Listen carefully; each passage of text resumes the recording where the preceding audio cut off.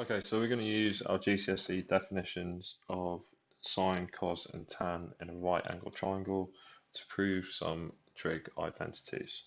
The first one is sine squared theta plus cos squared theta. And we want to prove that this is always equal to 1. So if we look at the left-hand side of this identity, we can say the left-hand side is equal to sine squared theta. This means sine theta times sine theta plus cos squared theta, cos theta times cos theta.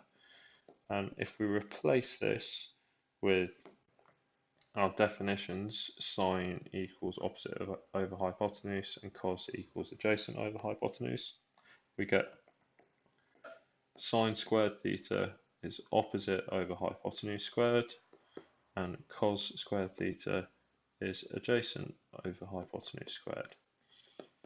So expanding these brackets, squaring them out, we get opposite squared over hypotenuse squared plus adjacent squared over hypotenuse squared, which is opposite squared plus adjacent squared over hypotenuse squared. And you should remember from Pythagoras' theorem that this side squared plus this side squared equals this side squared. So opposite plus adjacent squared equals h squared over h squared, which is equal to 1, which is equal to our right hand side. So we have proved this identity, that sine squared theta plus cos squared theta is always equal to 1 for any value of theta. This is an identity, this is different to an equation. It's not just for a certain value of theta, it is for any existing value of theta. The next identity that we're going to prove is that sine theta over cos theta is equal to, or it's always equal to tan theta. It's equivalent, it's an identity. So to do this, we're going to use our definitions of sine and cos using the right angle triangle again. Sine is opposite over hypotenuse. Sorry, I should say our left hand side equals opposite over hypotenuse divided by adjacent over hypotenuse, which is cos theta. And what I can actually do here is I can take out a common factor on both numerator and denominator of 1 over hypotenuse. And I can cancel that common factor out. So we end up with opposite over adjacent, which is equal to our definition of tan theta, which is equal to our right hand side. And this is our second trig identity. Sine theta over cos theta is equivalent to tan theta.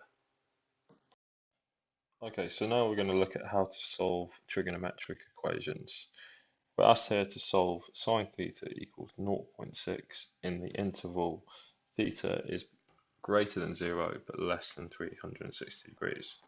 Now it's important that we're given this interval because you should know from the graph of sine theta that it carries on forever. So if we weren't given an interval, we'd actually have an infinite amount of solutions to this equation. So what we need to do when solving a trig equation is to first draw our graph of the trig function that we're solving. So we're going to draw our graph of sine theta in the interval it's asking for. We're going to draw it between 0 and 360 degrees. So we've done that there. We can mark on the points that we know. It's equal to 1 at 90 degrees, 0 at 180, negative 1 at 270, and 0 again at 360 degrees. And we're trying to solve sine theta equals 0.6, so that is 0.6 on our y-axis. Let's put in 0.6 there. If we draw a line across at 0.6, we can see that there's actually two solutions in that range. Now, to find our first solution, what we're going to do is we're going to use our calculator. In our calculator, we're going to do the inverse sine of 0.6. When you put that in your calculator, make sure you've got the right mode. We're working in degrees, so you need to make sure your calculator is working in degrees as well. And when you do that, you get an answer of 36.87 degrees to 2 decimal places. Now, we can see that this is going to be this solution here. 36.87 degrees is greater than 0, but it's less than 90. And we want to find this other solution here. What we can do is we can use the fact that the sine graph is symmetrical between 0 and 180 degrees. So that means that this distance between 0 and our first solution is going to be exactly the same as the distance between 180 degrees and our second solution.